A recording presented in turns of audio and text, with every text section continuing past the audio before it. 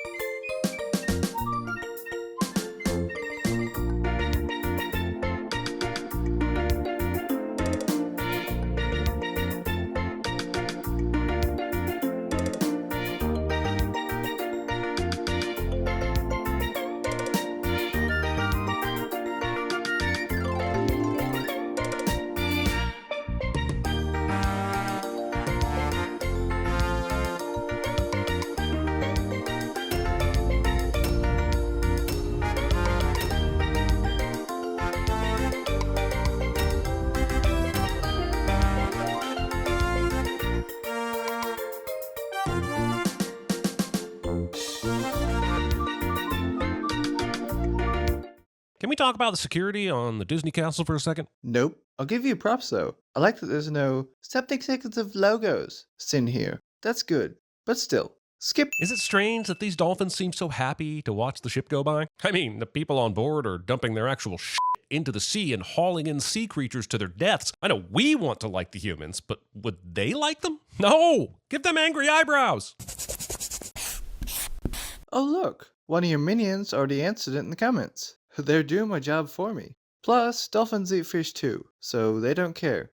There's plenty of fish in the sea. These two pirates who apparently forgot the pirate bandana was meant to keep your hair protected and out of your eyes so you can work. And that's not accidental leakage. That style is a choice. The pirates of the Caribbean came here to slay. Also, obviously, these guys have experience on a ship. But shouldn't there be some sort of safety rule against balancing on your gut like this? He's a rogue wave away from roly-poly tumbling down to the deck. Jeremy takes an animated kids movie at face value cliche. King Triton? Why, ruler of the mer people, lad. Wasting no time getting into the poop exposition, I see. He just answered Eric's question. Call it exposition if you want, but it gets us interested in Triton and the mer people, and establishes his significance in the story. Penis castles. Also, if you're building a castle underwater, isn't the best bet to build it downward into the seafloor? Better camouflage, better protected. I'm just saying vagina castles are better down where it's wetter. Take it from me. Pointing out things on the screen and making two inappropriate jokes cliche. Drowning Goofy, Donald Duck, and Mickey Mouse. Sitting Disney character cameos. Imagine deciding to make one merman wear a bow tie like a goddamn Chippendale. Imagine complaining about the dress code of fucking fictional animated mer people. These are sapient fish in this movie. When you think about that, this whole using fish as horses bit gets dark as shit. You're saying this as if horses in real life are not incredibly intelligent beings. Perhaps we're meant to believe that our human things are mirrored in this land beneath the sea, but can you show us how the inked paper is withstanding the water? No, because it doesn't matter and you'd still send it for padding the runtime. Using wind instruments in a setting where you cannot generate any wind. Okay, I'm done. Otherwise, this will just turn into me yelling at SpongeBob for not understanding the physics of hydrology. And we already have TV Sins for that. You sure do. Wait, you're saying it's a good thing? Okay, not done. What the kind of voodoo magic allows you to control bubbles to open like a curtain that you don't even need because the bubbles are see-through anyway? Who cares? You're not getting cold fins now, are you? Fish are already cold. So how would this saying be interpreted to mean anything other than you're not getting normal now, are you? You see, CinemaSins fanboys, this is the kind of stupid we CinemaSins sinners have to put up with. Also, our introduction to Ariel is that she skips a known responsibility without telling anyone to bully a younger friend into going into danger. And when they refuse, she literally drags them there against their will. Hashtag not my princess. Yes, that's called a character flaw. Every good written character has some. Looking at you, Mary Sue Ray Palpatine. Risking your life for a forking bag. Yep, that's what's happening on screen. Woohoo! I'm all for f***ing up the kids with a nice shark scare, but can we try to keep it realistic? This terrifying fish has survival instincts that would prevent it from risking injury by bursting through glass and wood. It is realistic. Sometimes when predators are only focused on hunting their prey, they forget things around them. Humans use these little babies to straighten their hair out. But mer people have hair too. Hair that apparently looks completely fluffed and dry, whether it's in water or out. But my point is, the mer community would have knowledge of the concept of a comb, so just call it a comb. How would combs even work well underwater? What you mean is that they would use other objects instead that do work underwater. They just wouldn't call them combs. Thank you, Scuttle! Does Scuttle live here? Do they just know he will be at this exact rock at this exact time every day? And if he lives or hangs out directly over the boat they were exploring, why hadn't they explored it before today? Yes, he lives there according to the Disney wiki for The Little Mermaid. Even if he didn't, they probably meet Scuttle there regularly to hang out. Look at me. Wasted away to practically nothing. Get it? Because she's larger. Do you get it? Fat shaming the villain. As long as you live under my ocean, you'll obey my rule. Under your ocean? The only reason you say this is to play off the classic "as long as you live under my roof" cliche. You should have said "as long as you live in my ocean," and you know it. Despite the fact you just answered yourself, your minions just answered you again. Thank you, the advertisement. Teenagers. Agreed. Someone to watch over her, to keep her out of trouble. All the time. And you are just the crab to do it. That's right. To show you care about your child, monitor her 24/7 with a tiny creature that can barely keep up with her at all. True, but if you played the full scene for your audience, you'll see Sebastian gave him the idea. They think they know everything. You give them an inch, they swim all over you. Do you think I was too hard on her? Definitely not. Why, if Ariel was my daughter, I'd show her who was boss.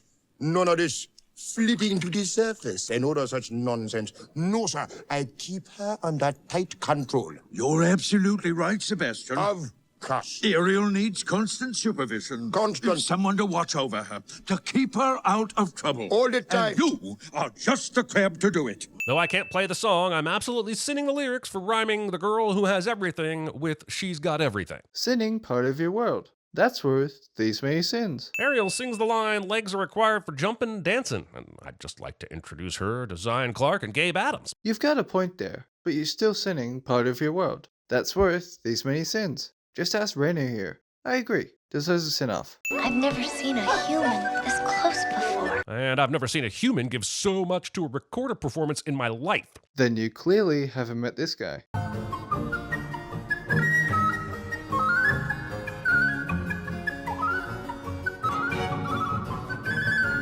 He's very handsome, isn't he? And there it is, the moment this movie goes from a woman pursuing her voice and independence to a woman pursuing a dreamy dude. Princess got a prince, I guess. And this is where a comment section disagrees. Conveniently timed musical framing wave is convenient. Sinning part of your... The stories of Ursula's Garden of Poor Unfortunate Souls is a Disney prequel just waiting to be foisted upon us. And I've been foisted upon too much already. Jeremy makes a PCR. Life under the sea is better than anything they got up there. Forgetting about donuts. Making a random comment and sinning under the sea. Okay, these next few sins are just Jeremy still sinning under the sea. So I'm gonna skip and give him 10 sins. Have you noticed she's been acting peculiar lately? No, but I did notice that the animators gave you nipples, which I salute. But it brings up the question, do mermaids breastfeed? And if so, do they have to find shell bras that have latches? And why do they need bras in the first place when they live in constant buoyancy? Look, I didn't want to spend my whole day thinking about mermaid breasts, but you opened the door, Disney animators. King Triton is a merman. Human males also have nipples, and we don't breastfeed. Unless it's during sex. Ayo! King T ignores any concern for personal harm and turns the antique store into a thingamabomb. Jeremy points things out in the screen cliche. Can I get a bit of explanation for Flotsam and Jetsam's magic seeing eye eel trick? Apparently one of each of their eyes is used to combine an image for Ursula's Palantir bubble. But how did that happen? Did Ursula design it that way? Were they born twins with the special power that Ursula discovered? These eels are out here swimming around like a built-in plot progression machine, and I could use some justification. That sounds like a question, not a sin. Pat Carroll is now singing Poor Unfortunate Souls. That's it. That's the sin removal. You take a sin off for this banger, but not for part of your world or under the sea? What? Also, let's talk about the villain's plan. Ursula sees that Ariel is love blind and seizes that opportunity to clearly outline the terms of a contract that will either give her legs for life or turn her into a murderp. She then spends the entire verse of a song explaining that Ariel will have no voice to assist her in meeting her personal goals within the binding contract. Then she shows her the contract and does not force her to sign it. Wait, no, none of that sounds like Ursula did anything wrong here. Looks like Ariel just saw a dude dance with a dog, fell in love, and lost her brains. You do realize coercion and persuasion, like Ursula's doing here, can also be evil, right? Despite Ariel signing, Ursula lured and tricked her, exploiting her desires. No fair! The merperson that has only had toes for 12 seconds can move them all independently. So can we as newborns, though not intentionally or properly coordinated. Still, New seashells? Scuttle asks Ariel if she's wearing a new bra. thanks for pointing out what's happening on screen. I was confused. What would our father say? I'll tell you what our father'd say. Would he say that for a fish, Flounder sure doesn't seem to mind keeping his gills above water for extended periods of time? Because that's what I'd say. And then I'd sin it. You sure would. And then I'd sin you for applying real-life logic to an animated fish. That's the food chain. Them's the rules. You seem very familiar. Oh, come on! Eric's been doing nothing but talking about her rescuing him this entire time. How does he not know it's her? Was his brain wiped by the convenience of her just happening to wash up on the beach where he was out walking his dog? He says he remembers her right after that. Here's what you cut out. We have met. I knew it. You're the one I've been looking for. Shows up in rags and doesn't speak. Les Poissons survived this. Like Sun Moon Speedruns said, Les Poissons means fish. Google confirms it. Les poissons. The fish. I'm gonna find that girl.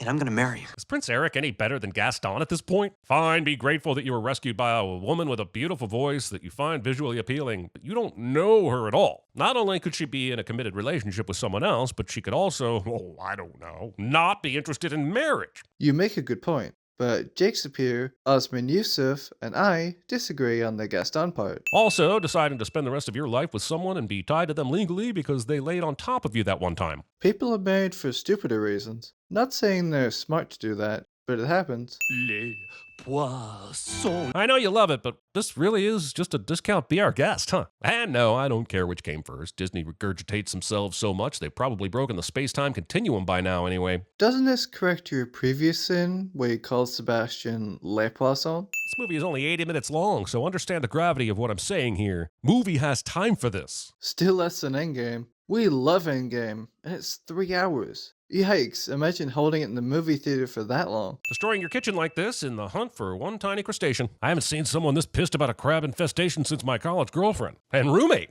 Coincidences, am I right? People do way worse than that when they lose things. They practically turn their house upside down. I speak from experience. No one sees this. Speaking of coincidences, What have I done? What have I done? Let's not focus on what you did do, but what you aren't doing. Going after your daughter with the powers of the f***ing sea! when you cut out the part where Triton orders the whole ocean to go find Ariel, Poison Pen Fairy and I disagree. Any sign of them? No, Your Majesty. We've searched everywhere. We've found no trace of your daughter or Sebastian. Well, keep looking. Leave no shell unturned, no coral unexplored. Let no one in this kingdom sleep until she's safe at home. Yes, sire. Has he kissed her yet? Not yet. The Office. A PCR. Jesus God, is that the son? Yes? Her name is Ariel. Ariel? Let me get this straight. Eric heard a crab speak an English word, but did not hear that same crab sing Kiss the Girl into his ears seconds ago? But he did. You can clearly see him reacting to it. You had the entire ecosystem involved in this, and no one saw Tweedledee and Tweedledum here get close enough to tip the boat? Not when they're staring in each other's eyes. He's playing the recorder again? Are we sure Eric passed the 4th grade? Jeremy's just feigning ignorance at this point. He saw Eric playing the recorder at the start of the movie. Oh no, he's falling for Ursula! But other than a serenaded boat ride, what's the difference really? The only reason we know he's supposed to be with Ariel is because the movie told us. In reality, him marrying this female is just as dumb as him marrying Ariel. Well, he's spent more time with Ariel than he has with this chick. The sea witch. Having enough magic to completely change form, but being stumped by reflective surfaces. Pointing things out on the screen cliche. I gotta get to the Sea King. He must know about this. You mean the Sea King who's just moping on his throne instead of realizing both you and Ariel have been missing and putting 2 and 2 together and setting out a search party for you? That Sea King? Again, he did. Season 46. Actually, I'll play it for you. When you cut out the part where Triton orders the whole ocean to go find Ariel, Poison Pen Fairy and I disagree. Let's go! We got an emergency here! The movie posits that the entirety of the animal kingdom speaks the same language and will band together without hesitation or explanation for a common cause, and I'm unconvinced. Well then, you didn't fulfill your end of the magic contract when you watched this movie. Suspend your disbelief. You see? The contract's legal, binding, and completely unbreakable. In a movie with talking fish, gods, and magic, the most powerful force of all is contract law. As Mark said, It is Disney after all. Oh, shut the f up. Triton can't make a f***ing Rainbow 2. Jesus. Your comment section would disagree. Wow, this guy in your comments just burned you and fact-checked your math. Respect.